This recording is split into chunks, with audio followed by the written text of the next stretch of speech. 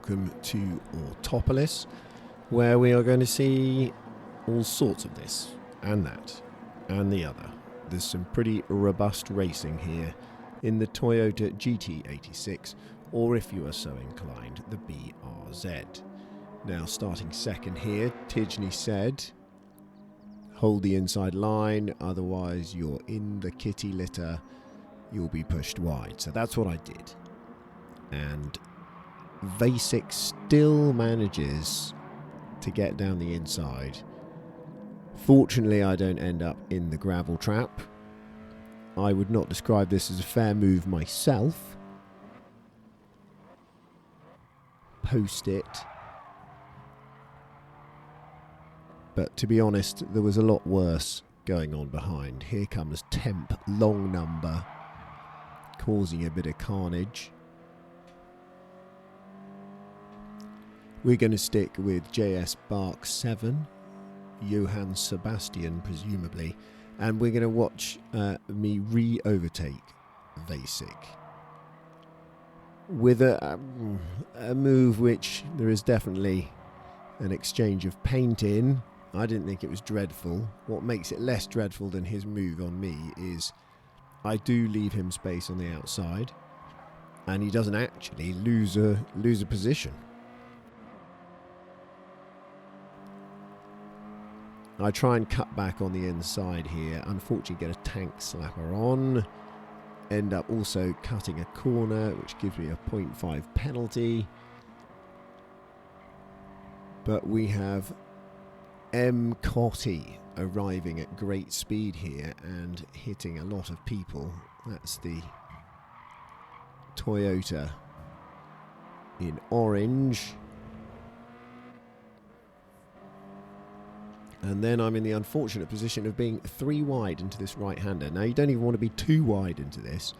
So I try and cut back to the inside, but because Johann Sebastian also did some braking, which I was not expecting, I ended up being shoved a little wide. I don't think he meant to. He was trying to stay on. But that was me into the wall attempting some incompetent 3-point turns. We're going to watch M. Cotty here.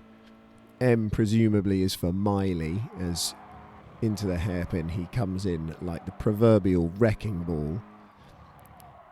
And we'll have a little bit of a contact count. That's his second contact there. No lifting off whatsoever. And Manuel HF returns the favour at the next corner. So Miley Cotty has already hit 2 people in 2 corners. Here's corner 3.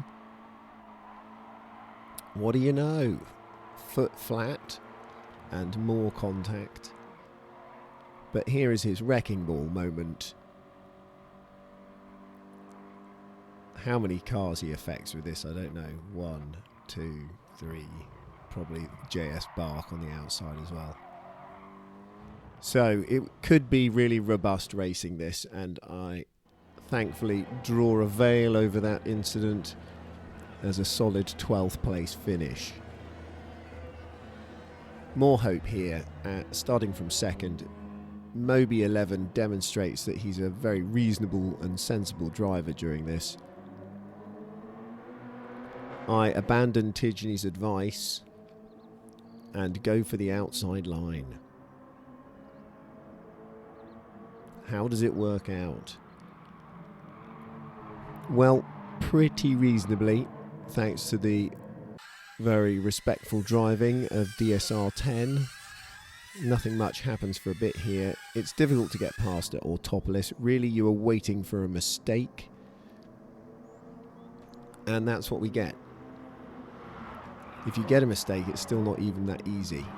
You have to seize that moment, and that is what I tried here. Very little contact, still a car's width on the outside.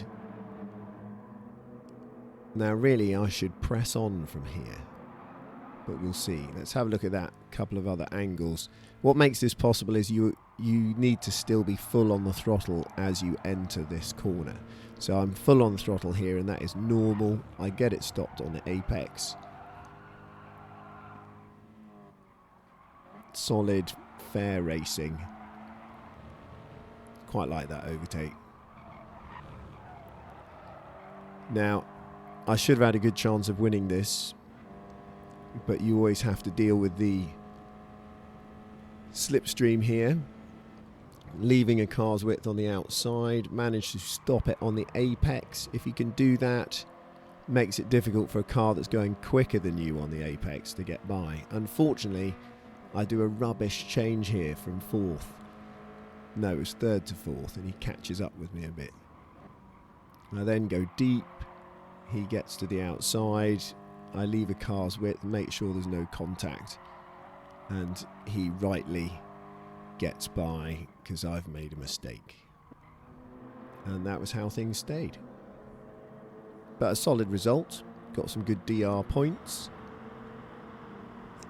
Final race.